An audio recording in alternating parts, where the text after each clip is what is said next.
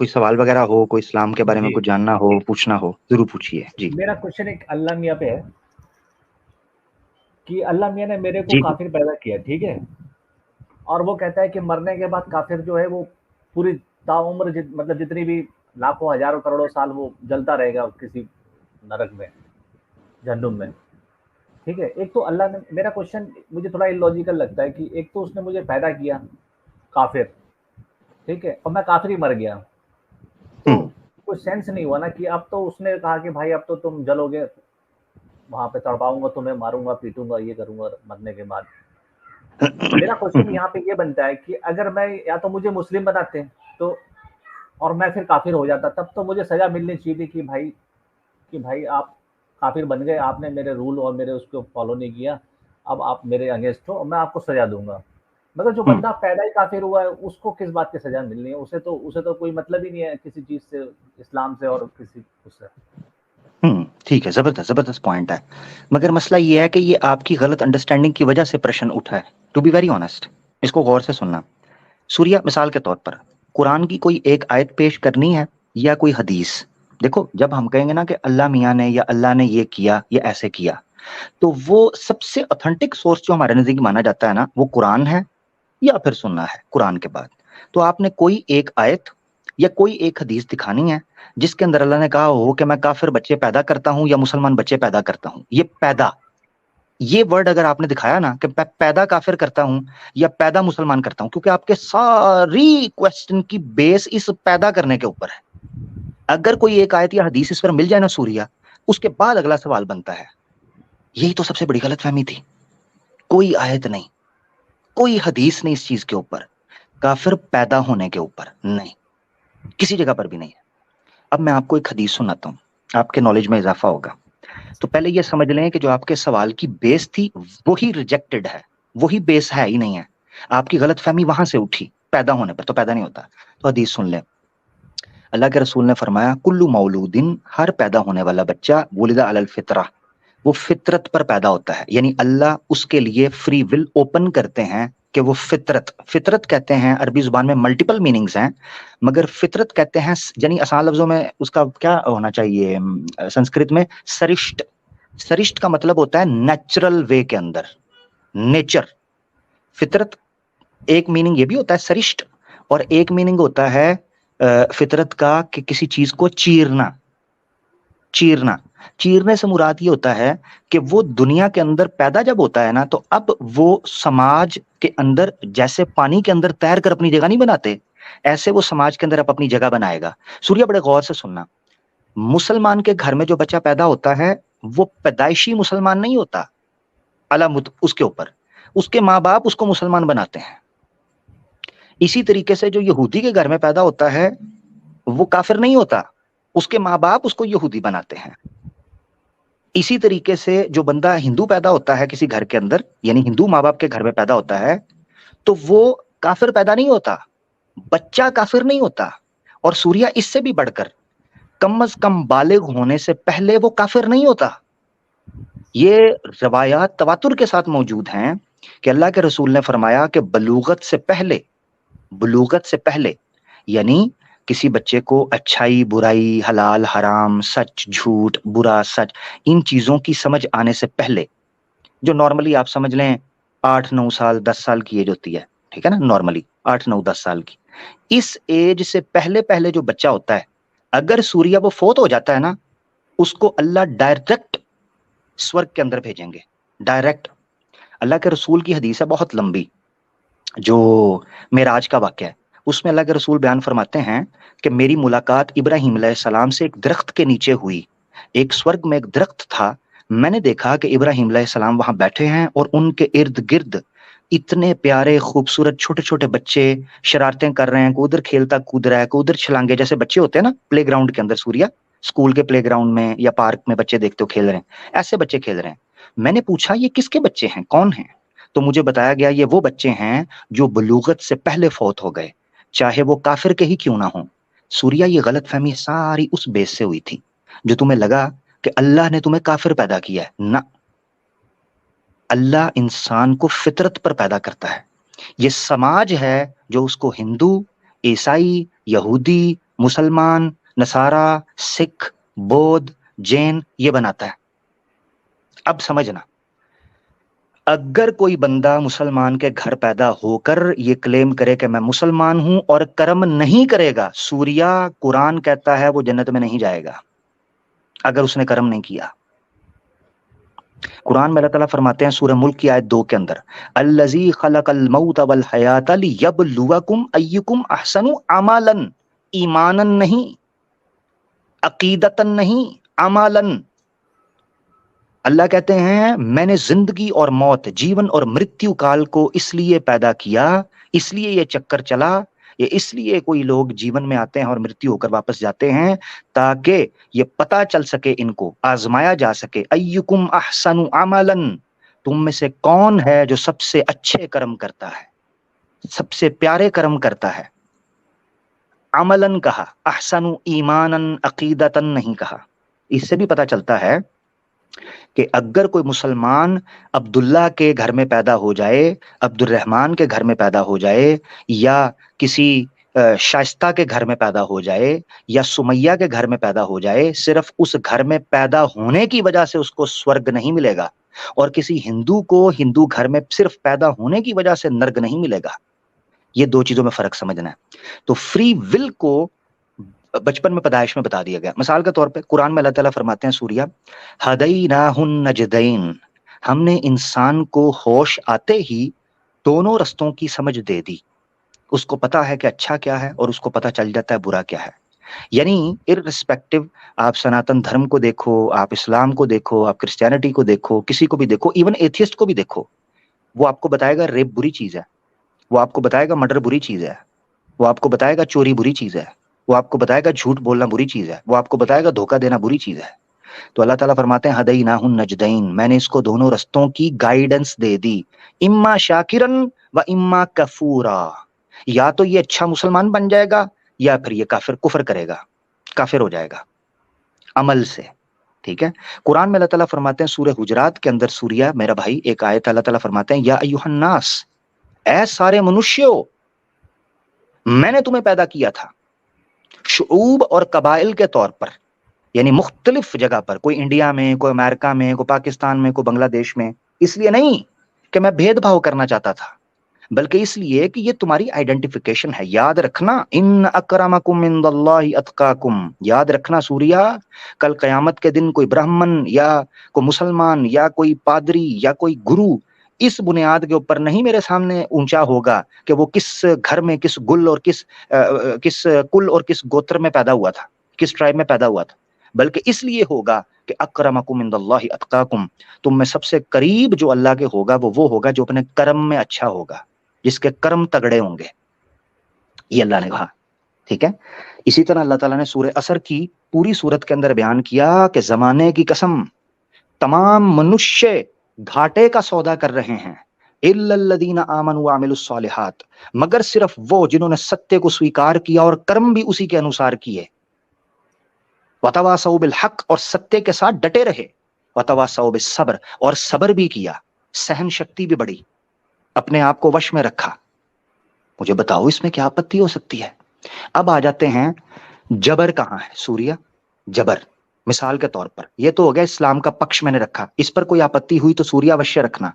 मगर अब सुन लो, सनातन धर्म में आज मैं अगर एक मलीच हूं सनातन धर्म के अनुसार, पता है क्यों हूं? मेरे पिछले जन्म का पाप है। जब मेरे पिछले जन्म में कर्मा की वजह से मैं इस तरह जन्मा हूं, कोई कुत्ता जन्मा है, कोई खंजीर जन्मा है, सुअर, कोई कुत्ता, कोई सांप, कोई घास, कोई पोस, वो तो पिछले जन्म की वजह से है। मेरा क्या कसूर था सूर्या, मेरा क्या कसूर था? मुझे बताया जाता है पिछले जन्म का कसूर था, तो पिछले जन्म का कसूर था तो आज भुगत रहा हूं, मुझे तो याद भी नहीं है, और फिर मैं बदलूंगा कैसे? ईश्वर ने मुझे इस जन्म में अगर मुसलमान बनाया है तो सनातन धर्म के अनुसार मैं मलीच हूं, मैं दस्यु हूं, डाकू हूं, बुरा इंसान हूं, असुर हूं, मैं तो अच्छा नहीं हूं, मेरा क्या कसूर? अब दो किस्म के जीव माने जाते हैं पुनर्जन्म को सामने रखते हुए, एक भोग जीवनी और एक कर्म जीवनी। लोग ये मानते हैं सनातन धर्म के अंदर कि चलो जो मनुष्य की सूरत में शरीर में पैदा हुए वो कर्म जीवनी है। यानी कर्म जीवनी का मतलब यह है कि इस जीवन काल में वो अच्छे कर्म कर कर कर्मा के अनुसार पलट सकते हैं और मोक्ष प्राप्त हो सकते हैं, जिसके चांसेस कम से कम हैं। मगर मेरा सवाल यह है, किसी कुत्ते का और किसी खंजीर का, किसी सांप का, किसी घास का, किसी पत्ते का, किसी मक्खी का, किसी बिच्छू का, वो उनका तो कर्म जीवनी जीवनी भी नहीं है। वो तो भोग रहे हैं तमोग्नि, वो तो सजा दंड भोग रहे हैं। वो कर्म कैसे करेंगे? क्योंकि जब कर्मा के अनुसार इस जीवन के कर्म के द्वारा या अनुसार या तरीक पर ही अगले जन्म का फैसला होगा, तो उनको तो इस जन्म के अंदर मौका ही नहीं मिला कर्म करने का। उनका क्या कसूर? सूर्या, ये है पैरेलल सनातन का पक्ष। अगर मैं गलत हूं तो मुझे बता देना, और उसके ऑपोजिट इस्लाम का पक्ष जो तुम्हारे सामने मैंने रख दिया है। इन दोनों में से किसी पर भी मेरा भाई आपत्ति होगी तो जरूर रखना, मैं सुनना चाहूंगा। Crystal clear. तो जो बेस थी उसको मैंने ठीक कर दिया है। अब अगर बेस के बाद आपको कोई सवाल समझ आता है जरूर करना मेरा भाई। Over to you. मेरा क्वेश्चन पहले उस पे आएगा कि जो आपने इस्लाम को डिफाइन किया है, उसमें जी आपने बोला है कि कर्म कर्म करता चल। कर्म की क्या डेफिनेशन है? हाँ, कर्म की डेफिनेशन ये, हाँ, कर्म दो दो प्रकार के होते हैं। जब हम कर्म बोलते हैं वो दो प्रकार के हैं। मिसाल के तौर पर हम अरबी में समझा देता हूँ, पहले अरबी में समझा दूंगा, फिर उस टर्म को ट्रांसलेट करके आपकी भाषा के अंदर समझाऊंगा। कर्म होते हैं दो प्रकार के, निषिद्ध और विद्ध, संस्कृत में यानी हिंदू धर्म में। इसी तरीके से इस्लाम में होते हैं अमर व नहीं, अवामिरो नवाही। उसका मतलब ये होता है वो काम के ईश्वर ने जिसका उपदेश आदेश दिया है कि ये करने हैं, उनको बोलते हैं विद। और वो काम जो नहीं करने उनको बोलते हैं नवाही, यानी कि निषिद्ध, ये काम नहीं करने। ठीक है, तो इन दोनों चीजों का पालन करना जानो कर्म करना है। अच्छा, धार्मिक, ईश्वर के ज्ञान के अनुसार उस धर्म का पालन करना, आसान भाषा में। जी अच्छा, मतलब आप ये कह रहे हो कि धर्म को अनुसरण करना। हाँ, धर्म का पालन करना उसको हाँ, धर्म कर्म का बोलते पालन हैं। करना, अब मैंने, उसको आप हाँ, मतलब धर्म का जिसमें पालन करना। नमाज हो और गया, याद है जिसमें सूर्य, भगवान को। हाँ, सूर्य याद है, एक सॉरी सूर्य याद है, जब आप पहली दफा आए थे तो मैंने आपको कर्म समझाया था कि अमल सालेह क्या है, उसको भी इंक्लूड रखना बीच में। उसका क्लिप मैंने आवाज़ हक ऑफिशियल पे डाला है। दर्शकों से मैं बता दूं कि वो क्लिप जरूर देखिएगा। सूर्या भाई की बात थी कैसर भाई की स्ट्रीम के ऊपर, धर्म या मजहब, कर्म या विश्वास। तो वो आप धर्म या मजहब ये देखिएगा क्लिप, उसमें मैंने कर्म को मजीद डिटेल से एक्सप्लेन किया कि इस्लाम में कर्म सिर्फ रोजा, नमाज, जकात, हज ये नहीं है। कर्म इससे ऊपर की गेम है, जो मैंने उसमें समझाई है। जी, उसको इंक्लूड करके सूर्या भाई चलिएगा। ठीक है, तो बात तो मेरे को समझ में आ गई। अगर आप ये कहते हो कि मैं अगर काफिर पैदा हुआ हूँ, तो आपका मतलब ये कहने का मतलब ये है कि मैं काफिर नहीं हूँ, मैं एक इंसान के तौर पर पैदा हुआ हूँ, मगर मेरे अमाल और या मेरे घर वालों ने जो मेरी परवरिश की उसकी वजह से मैं काफिर बन गया। Excellent, excellent Surya. काफिर किसे कहते हैं? चलो एक और चीज समझा देता हूँ। एक्सीलेंट, बिल्कुल ठीक समझे हो। और इस पर भी अगर कोई आपत्ति हो तो जरूर रखना, मगर समझे, बिल्कुल एक्सीलेंट समझे हो। काफिर को थोड़ा समझ लेते हैं। काफिर आमतौर पर डेरोगेटरी वर्ड के तौर पर लिया जाता है कि देखो हमें तो काफिर बोला जाता है। काफिर, काफिर बाय डेफिनेशन क्या मतलब है? मैं भी काफिर हूं सूर्या, मैं भी काफिर हूं। कुरान में अल्लाह ताला ने कहा है कि इब्राहिम अलैहिस्सलाम ने कहा था कद कफरना बिकुम व बदा बैनना व बैनकुमुल अदावतु वल बगज़ाउ। कुरान में अल्लाह ताला कहता है इब्राहिम अलैहिस्सलाम ने अपने लोगों का हम तुम्हारे काफिर हैं, हम कुफर करते हैं। जैसे इकबाल ने कहा था, इकबाल की तरफ मंसूब है, मुझे कंफर्म नहीं, इकबाल का शेर है, हम काफिरों के काफिर, काफिर खुदा हमारा। हम तो खुद कहते हैं कि अल्लाह कुफर करता है। ये जुमला सुनना जरा, अल्लाह कुफर करता है उन तमाम माबूदाने बातिला का, उन तमाम झूठे खुदाओं का जो उसके खिलाफ लोगों ने घड़ लिए हुए हैं, वो कुफर करता है। कैसे? ला इलाहा इल्लल्लाह, नहीं है कोई माबूद मगर सिर्फ एक अल्लाह, एक वहदहू, इक्कम, वो एक है। हम तो ये मानते हैं। कुफर तब बुरी चीज लगना शुरू हो जाती है जब इंसान के दिल में खटका होना शुरू हो जाए, ये तब बुरा लगता है। ठीक है, तो कुफर अगर आपको बुरा लगता है, देखिए फासिक होना बुरी चीज है, फसादी होना बुरी चीज है। कुफर तो हम आपका करते हैं, आप हमारा करते हैं। मगर ये याद रखना चाहिए, हाँ, ये नीचे एक और आयत दे दी, कफरत तागूत, तागूतों का कुफर करो। हाँ देखो, कुफर का तागूत के साथ हमें बोला गया है, हमें हुक्म दिया गया कि तुम कुफर करो, तागूत का कुफर करो, उसका इनकार करो। काफिर कहते हैं इनकार करने वाले। मिसाल के तौर पर कुरान में अल्लाह ताला फरमाते हैं ला इन, सूरह इब्राहिम में, ला इन शकरतुम लअज़ीदन्नकुम व ला इन कफरतुम, और अगर तुमने कुफर, व इन कफरतुम, अगर तुमने कुफर कर दिया, तो वहां पर भी माना बोला जाता है कि कुफर क्या है। मिसाल के तौर पर कुफर ये होता है, ये काफिर होना ये है कि अल्लाह ने आपको कोई नेमत दी है, आप उस नेमत को अच्छे तरीके से इस्तेमाल ना करें। यानी आपको कोई गुण दिया, आपकी बुद्धि है आपके पास, आप अपनी बुद्धि का उपयोग नहीं करते सत्य को जानने के लिए, तो ये अल्लाह की दी हुई उस गुण, उस नेमत का, उस क्या उसको बोलना चाहिए, उसके लिए एक टर्म यूज होती है, इस चीज का आप, इस फीचर का आप इनकार कर रहे हो। कुरान में अल्लाह ताला फरमाते हैं, औज़ बिल्लाहि मिनश शैतानिर रजीम, अल्लाह फरमाते हैं इन्न समा वल बसर वल फुआद कुल्लु उलाइका काना अन्हु मसऊला। ए नबी इनसे कहें तुम सुन सकते हो ना, तुम देख सकते हो ना, तुम्हें बुद्धि दी है ना, तो याद रखना कल कयामत के दिन इसके बारे में तुमसे पूछा जाएगा कि इसका उपयोग कैसे किया था, क्या हल्के में लिया था। ये जीवन है, इसके बारे में पूछा जाएगा। सुम्मा लतुसअलुन्न यौमइदिन अनिन नईम, याद रखो कल कयामत के दिन तुमसे जरूर जरूर जरूर पूछा जाएगा कि तुमने अल्लाह की दी हुई नेमतों को कैसे इस्तेमाल किया था, ये पूछा जाएगा। तो मकसद कहने का ये है कि इन सारी चीजों कंपैरेटिवली याद रखना, सूर्या, जब भी किसी सिस्टम को समझना है तो एज अ होल उसके पूरे के पूरे दीन को, पूरे पूरे कॉन्सेप्ट को लेकर समझोगे, तुम्हें उसमें कोई लूप होल, कोई इधर उधर चीजें नजर नहीं आएंगी। और अगर कभी नजर आई थी तो एज अ होल जब पिक्चर सामने आएगी ना तुम्हें, जैसे कहते हैं अधूरा सच, अधूरा सच इंसान को कभी भी हजम नहीं होता, क्योंकि वो झूठ मिक्स होता है उसके साथ। तो ये है, तो मैंने तो एक एक चीज का प्रमाण रख दिया है, मुझे कहोगे तो आयतें भी दिखा दूंगा, कोई ऐसा मसला नहीं, तो मैं जुबानी पढ़ रहा हूँ। हाँ, मैं वो एक बात और समझना चाह रहा था कि अगर देखो, मैं आप कहते हो कि अल्लाह तक पहुंचने के लिए आपको नमाज और जो भी आपके जो नियम है आप उसको फॉलो करते हो, आप अल्लाह तक को कनेक्ट कर सकते हो, अल्लाह तक पहुंच सकते हो। अगर मैं एक काफिर बंदा है या कोई भी वो है, वो किसी भगवान की पूजा करता है या सूर्या एक मिनट, सॉरी, इधर से जारी कर रहा। अस्सलाम वालेकुम अली भाई, अहलन व सहलन जनाब, वेलकम। वालेकुम अस्सलाम रहमतुल्लाहि व बरकातुहू। माशाल्लाह अमर भाई, बहुत शुक्रिया, बहुत जबरदस्त और खूबसूरत गुफ्तगू चल रही है, आप गुफ्तगू कंटिन्यू रखिए, माशाल्लाह बहुत मजा आ रहा है।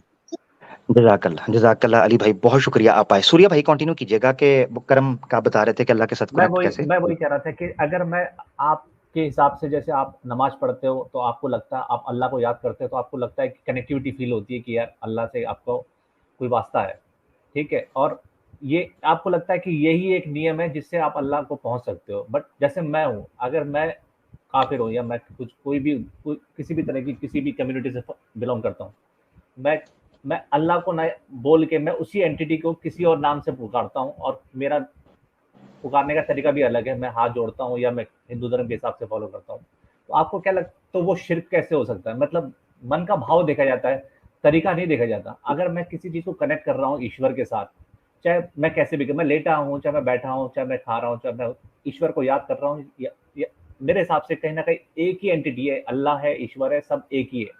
कोई एक ही एंटिटी होगी जो दुनिया को चला रहा होगा। बट अगर वो नमाज के थ्रू जा रहा है तो वो भी सही है, वो भी अल्लाह को याद कर रहा है, उसके मन को पढ़ता भगवान, उसके कर्म, उसके फिजिकल एक्टिविटीज को नहीं देखता कि वो नमाज पढ़ के मेरी तरफ थ्रू पहुंच रहा है या किसी और दूसरा बंदा है वो ईश्वर को याद कर रहा है, चाहे वो मूर्ति के सामने बैठा है, चाहे वो किसी के सामने बैठा है, चाहे वो किसी भी तरीके से अल्लाह को या ईश्वर को याद कर रहा है, तो वो उससे कनेक्ट जरूर करेगा। इस चक्कर में इस्लाम की जो परिभाषा है ना कि वो बिल्कुल गलत है, यही सही है। उसमें मुझे लगता है कहीं ना कहीं अगर ईश्वर या अल्लाह कोई भी अगर है तो वो मन का भाव देखेगा, ना कि फिजिकल अपीयरेंस किस हिसाब से वो फॉर्म बना रहा है। अच्छा, सबसे पहले तो एक मैं चीज आपकी क्लियर कर देता हूं कि ये गलत फहमी है कि अल्लाह से सिर्फ बात या अल्लाह के साथ कनेक्शन सिर्फ नमाज के जरिए हो सकता है, सिर्फ ओनली, ये गलत है। नमाज एक बेस्ट ऑप्शन है या टॉप ऑप्शन है आपके पास, इसके अलावा भी है। मिसाल के तौर पर नमाज के बारे में अल्लाह ने कहा सूरह ताहा के अंदर, गालबन आयत नंबर 12 या 14 है, मैं गलत ना हूं तो, सूरह ताहा में अल्लाह फरमाते हैं औज़ बिल्लाहि मिनश शैतानिर रजीम, अक़िमिस सलाता लिज़िक्री, नमाज कायम करो मेरी याद के लिए, मेरे जिक्र के लिए। अल्लाह ताला फरमाते हैं गालबन सूरह इक़रा का जो पहली सूरत थी उसका आखिर है वस्जुद वक्तरिब, सजदा कर और मेरे करीब हो जा। वहां पूरी नमाज का जिक्र नहीं है, सजदा है, यानी सजदे की हालत में हम अपने अल्लाह के सबसे करीब हो जाते हैं कि वस्जुद वक्तरिब, सजदा करता जा और मेरे करीब आता जा। अब मैं आपको बताता हूं कि क्या हम किसी और तरीके से अगर उसी ईश्वर को, निराकार को, उसको पुकारें कि जिसकी कोई प्रतिमा नहीं, जिसकी कोई आइडल नहीं, जिसकी कोई मूर्ति नहीं, जिसका कोई आकार नहीं, जिसकी कोई शक्ल नहीं, ठीक है, जिसकी कोई मूर्ति नहीं, तो हम उसको पुकारे वो नहीं सुनता। कुरान में अल्लाह ने कहा, ये सवाल सूर्या भाई आपने नहीं पूछा था, ये सवाल अल्लाह के रसूल से भी पूछा गया था, और ये हर सवाल हर उस व्यक्ति का है जिसकी आत्मा जिंदा है, जो अपने ईश्वर से मिलना चाहता है, जिसके अंदर कह लें कि स्पिरिचुअलिटी है, ये हर उसका सवाल है। तो उसका जवाब अल्लाह ने दिया, व इज़ा सअलका इबादी अन्नी, ऐ मेरे नबी ये मेरे बंदे तुझसे ये पूछ रहे हैं कि वो अल्लाह हमसे बात, हम उसको पुकार सकते हैं, हम उससे बात, हमें सुनेगा। इबादी अन्नी फ़इन्नी करीब उजीबु दावत दाई इज़ा दआन, ऐ नबी उनसे कहें वो मुझे पुकारे तो सही, मैं उनको सुनता हूँ। किसने कहा मैं नहीं सुनता?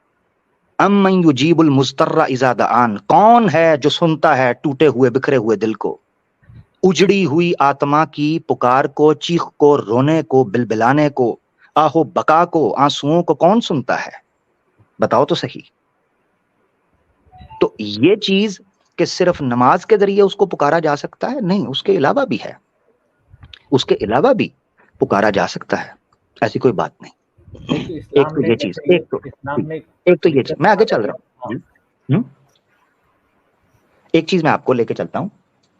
अब आ जाती है ये चीज कि मिसाल के तौर पर आप ये समझते हैं कि मैं ईश्वर अल्लाह सब एक हैं, मैं उसको अपने तरीके पर पुकारना चाहता हूं। बिल्कुल पुकारिए, मगर एक सवाल सूर्य आपसे करूंगा, क्या आप उसको जानते हो बेहतर या वो खुद को बेहतर जानता है? मिसाल के तौर पर मैंने आपसे पहले भी एक भाई को मिसाल दी थी, आपको भी देता हूं, शायद आपको समझ आ जाए, और आशा करता हूं आ जाएगी। सूर्य भाई आप मुझसे मिलना चाहते हो, आप अपनी मर्जी से किसी एड्रेस पर पहुंचोगे या मैं आपको बताऊंगा कि मेरा घर किधर है, वो एड्रेस दूंगा तब आपको पता चलेगा? सूर्या भाई मेरा क्वेश्चन एक्चुअली में ये हो जाएगा कि नहीं, मेरे साथ तो चले, हाँ, ऑनेस्टी के साथ बातें इधर की उधर हो जाती। नहीं, बेफिक्र रहें, ऑनेस्टी के साथ मेरे साथ चले। आपने मुझसे आपने मेरे मैं आना चाह रहा हूँ, मैं आपके साथ चलूंगा, बेफिक्र है, मैं आपके तरीके को नकारा नहीं, याद रखे, मैंने ये नहीं कहा कि ईश्वर तक पहुंचने या ईश्वर से कनेक्ट होने का सिर्फ नमाज रास्ता है, वो तो कुरान भी नहीं कहता कि सिर्फ नमाज है, नहीं, दुआ है, दुआ नमाज के बाहर भी है। चलो एक और आयत ले लो, अल्लाह ताला फरमाते हैं, ए नबी, कुरान की आयत है जिसमें सूरह इसरा की आखिरी आयत है, जिनमें बयान किया गया है कि अल्लाह को याद करो, लेटे हुए, बैठे हुए, चलते फिरते हुए, अपनी करवटों के अंदर अल्लाह को याद करो, अल्लाह के साथ ताल्लुक कायम करो। तो हमारे लिए अल्लाह से ताल्लुक कायम करने के लिए सिर्फ मस्जिद जाना ही नहीं है काफी, यानी मस्जिद ही नहीं है सिर्फ अल्लाह के साथ कनेक्शन जोड़ना, हम उसके बगैर भी कर सकते हैं, मस्जिद के बगैर भी अल्लाह के साथ बात हो सकती है, उसके साथ ताल्लुक कायम हो सकता है, ठीक है ना?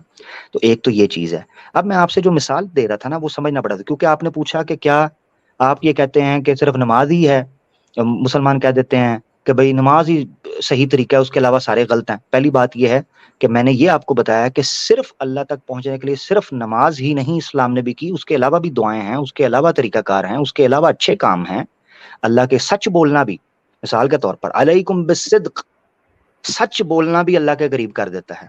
हाँ, सब्र करना भी अल्लाह के करीब, मुश्किलों में सब्र करना भी अल्लाह के करीब करता है। सूर्या, मिसाल के तौर पर आप पे कोई समस्या आई, दुर्घटना आई, आपने सब्र किया, आप ईश्वर के करीब हो जाओगे, इस्लाम कहता है आप करीब हो जाओगे, आपको मुश्किल आसान हो जाएगी आपकी।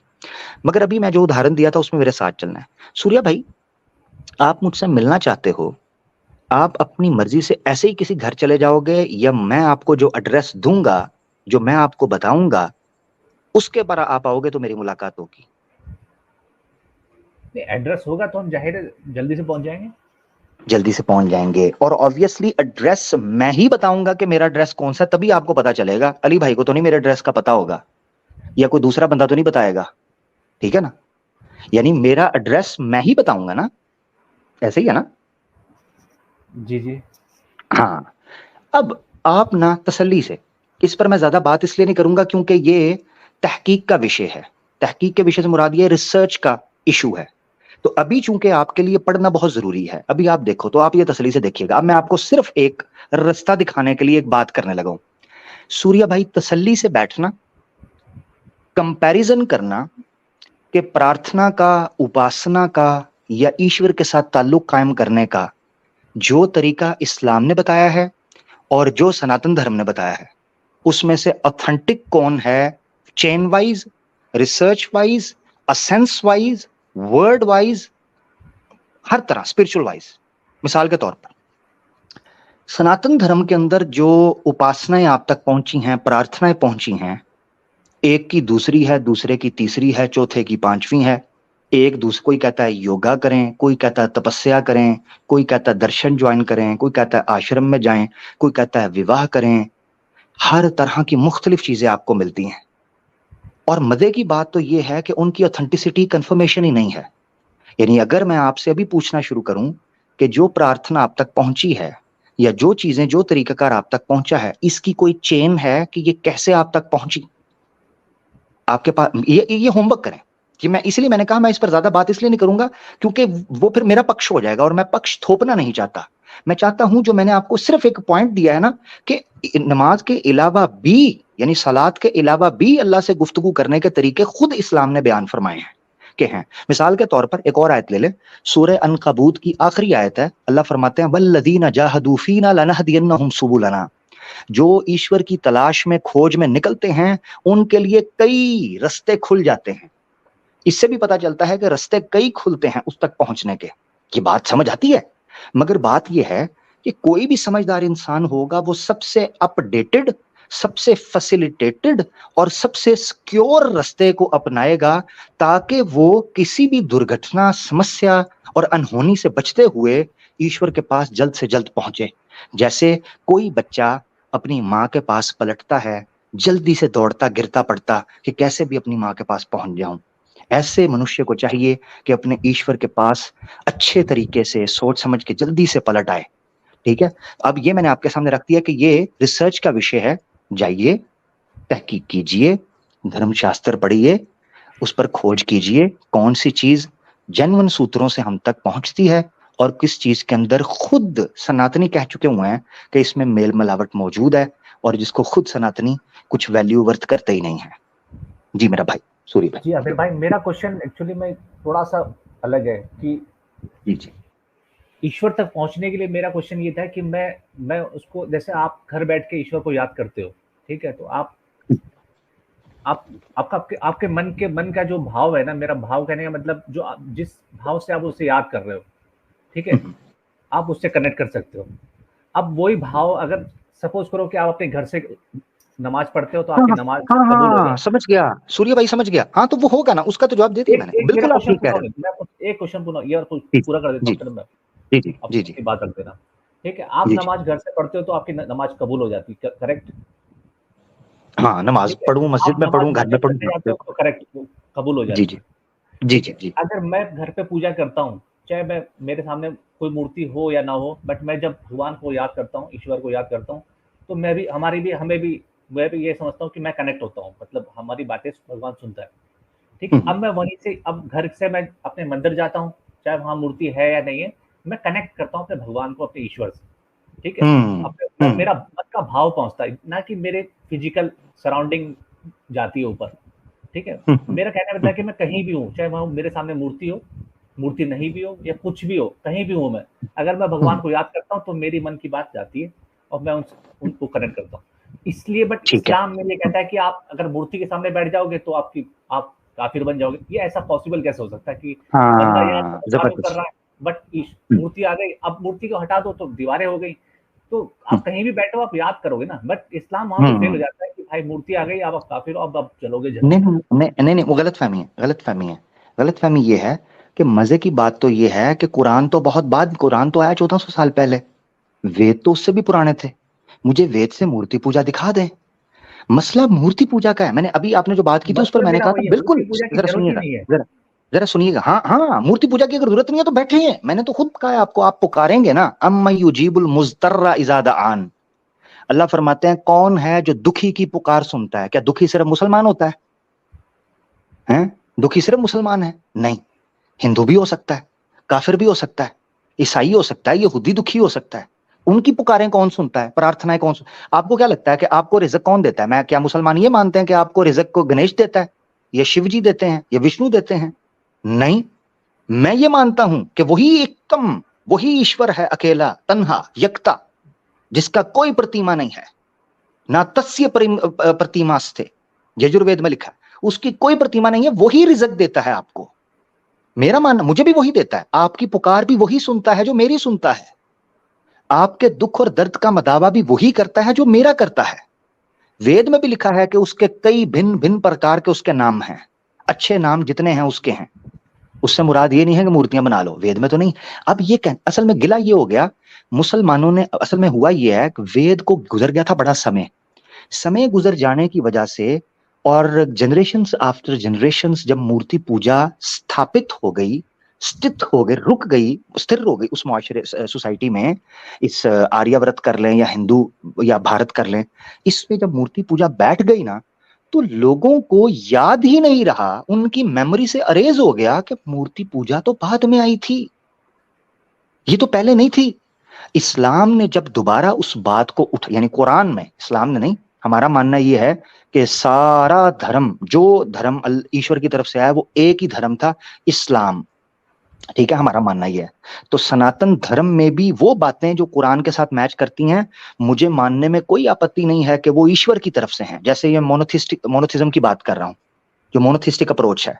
तो सूर्या भाई, कुरान पर तो बाद में आप बात कीजिएगा या देखिएगा, कुरान आने से पहले वेदास में ही ये बात कर दी गई थी कि मूर्ति पूजा है ही नहीं है, वो तन्हा है, उसका कोई भी सानी नहीं है।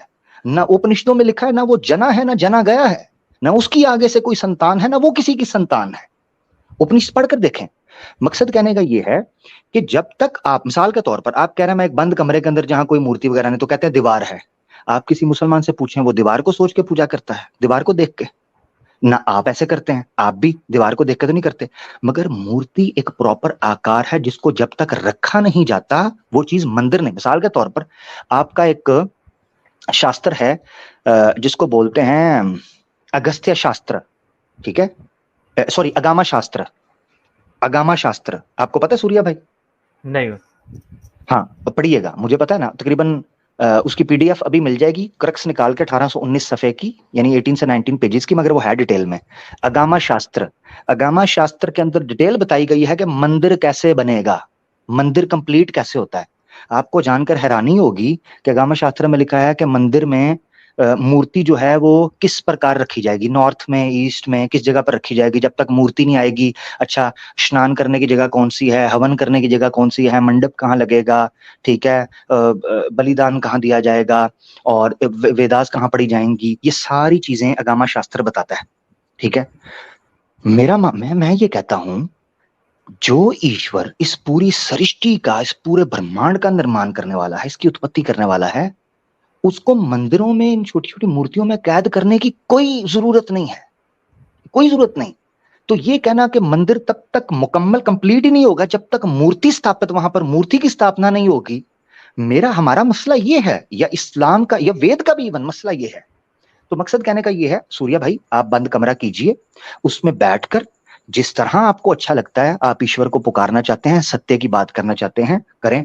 मैंने आपको बताया मुझे गायत्री मंत्र बहुत पसंद आया, क्योंकि इसमें ईश्वर से यह प्रार्थना की गई है सत्य दिखाए, ज्ञान प्राप्त हो, आपको नॉलेज मिले, आप सत्य को स्वीकार करें। तो गायत्री मंत्र मैं पढ़ता हूं, मैं तो गायत्री मंत्र पढ़ता हूं। तो जो चीज शिर्क ना हो, यानी एक ईश्वर के अलावा किसी दूसरे की उपासना प्रार्थना न की जाए और किसी दूसरे के सामने सजदा ना किया जाए, हमें कोई मसला नहीं। अब कहा जा सकता है काबे के अंदर भी तो पूजा की जाती है ना, काबा हमारी तरफ से जो है ना वो कितनी बार गिरा है। जब काबा नहीं था तब ईश्वर की पूजा नहीं होती थी, होती थी। और काबे का पूरी हमारी सलाद के अंदर जिक्र ही नहीं है। तो ये बड़ी पुरानी बातें हो चुकी हैं काबे के ऊपर, मुझे यकीन है आप नहीं वो बात करेंगे। मगर जो दीवार की बात की गई, मुसलमान दीवार को तो देख के पूजा नहीं करते, वो दीवार गिरा दो खुले आसमान में, खुले जंगल में भी करते हैं। इसी तरीके से आप भी करते हो सनातन धर्म में भी उपासना प्रार्थना का खुले में यही तरीका था, नेचर के साथ जुड़ना, अपने आप को ईश्वर के साथ कनेक्ट करना, वो करें, उसमें मुझे भी आपत्ति नहीं है। मगर ये जरूर याद रखिएगा कि मनुष्य को चाहिए कि वो हमेशा रिसर्च में रहे, ज्ञान प्राप्त होता रहे उसे, और वो जानता रहे कि सत्य क्या है और ईश्वर के करीब चीज क्या है, आपको पता चल जाएगा, कोई ऐसा मसला नहीं। ठीक है मेरे भाई? जी अमीर भाई, मेरा क्वेश्चन थोड़ा सा वहीं अटक रहा है कि पूजा तो मैं कर रहा हूँ ना ईश्वर की, चाहे जी किसी जी भी जी, फॉर्म में कर रहा हूँ। मेरे ख्याल से अगर आपका सवाल वही है ना, तो आप फिर प्रश्न देखिएगा, या फिर नए सिरे से अगर कोई बात इस पर गौर कीजिएगा, जो मैंने 3-4 चीजें बताई हैं। जैसे मैंने रिसर्च का आपको कहा, इसके अलावा मैंने कहा थोड़ा सा प्रार्थनाओं को देख लें, वर्ड्स पर जाकर स्टडी करें, देखें कि इस्लाम में जो प्रार्थना की जाती है उसके शब्द क्या हैं, उसका अर्थ क्या है, जो अर्थ ज्यादा प्यारा है उसकी तरफ देखें, कौन से स्ट्रॉन्ग वर्ड्स हैं, ये भी तो होता है ना। मिसाल के तौर पर मैं आपको बताता हूँ, सूर्या भाई, आपने किसी को प्रेम पत्र लिखना हो, छोटी मिसाल दे रहा हूं आपको समझाने के लिए, प्रेम पत्र लिखना हो, तो आप ऐसी भाषा का उपयोग करेंगे जो सबसे ज्यादा खूबसूरत हो, समझ में आने वाली हो, और उसकी उसकी उसकी वोकैबुलरी भी, उसकी शब्द का जो उसके अंदर अर्थ है वो भी स्ट्रांग हो, ताकि आपकी मोहब्बत का एक्सप्रेशन ज्यादा स्ट्रांग हो। ऐसा ही है ना?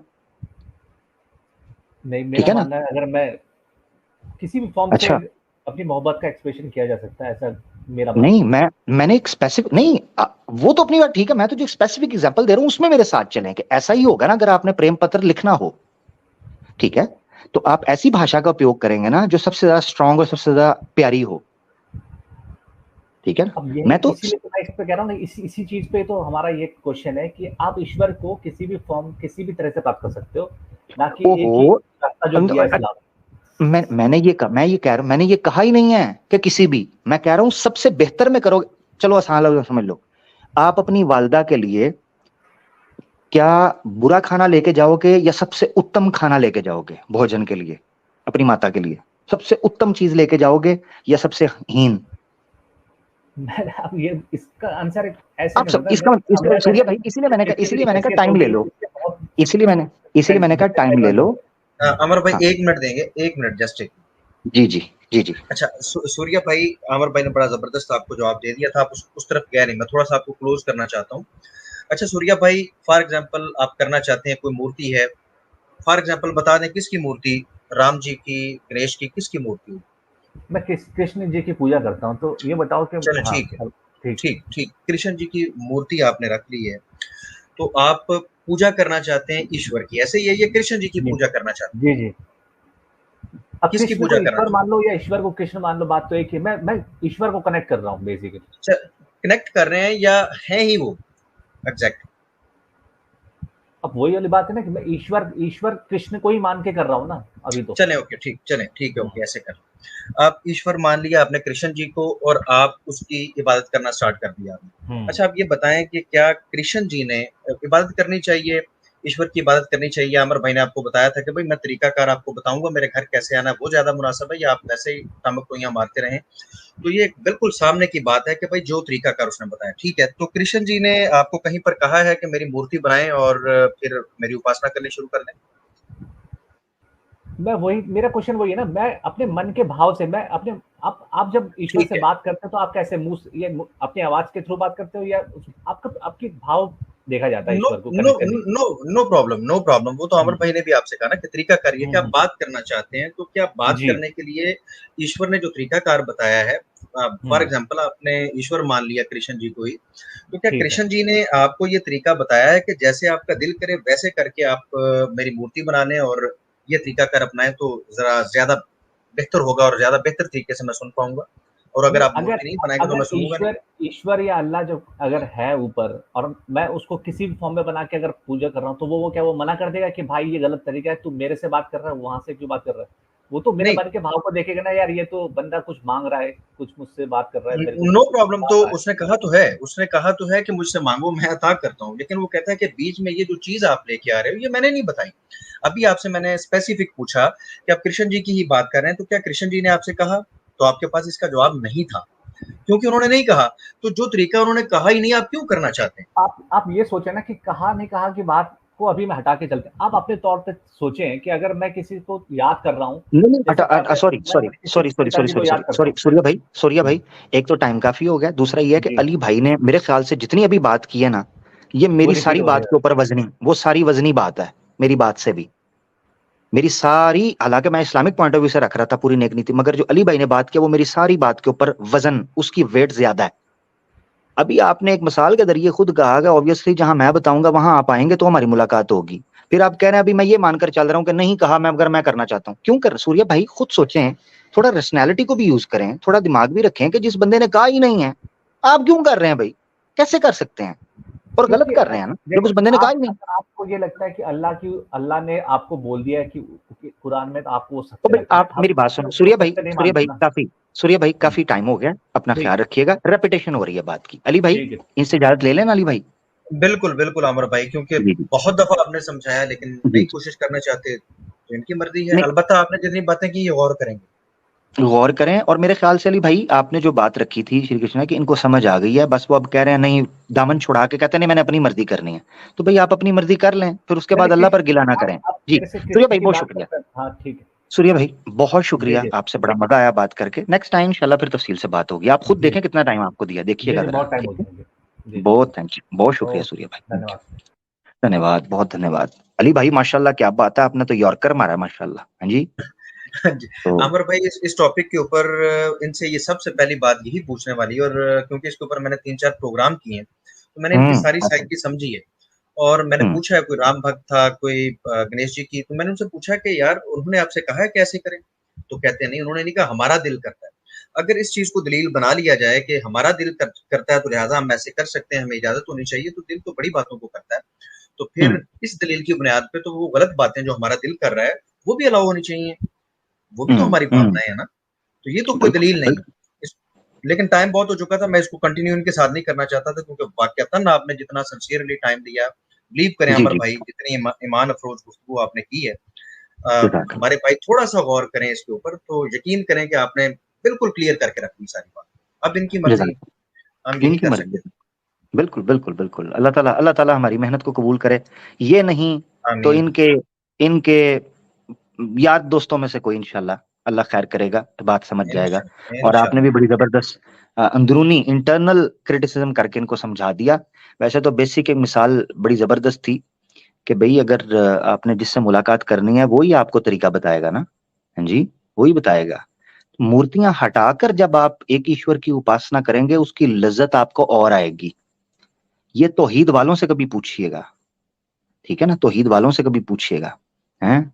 वो क्या कहते हैं, अजब चीज़ है लज़्ज़ते हैं, दो आलम से करती है बेगाना दिल को, अजब चीज़ है लज़्ज़ते आशनाई, ठीक है जी? तो जब आपको तौहीद की चाशनी मिल जाती है, फिर आप हवाओं में उड़ते हैं।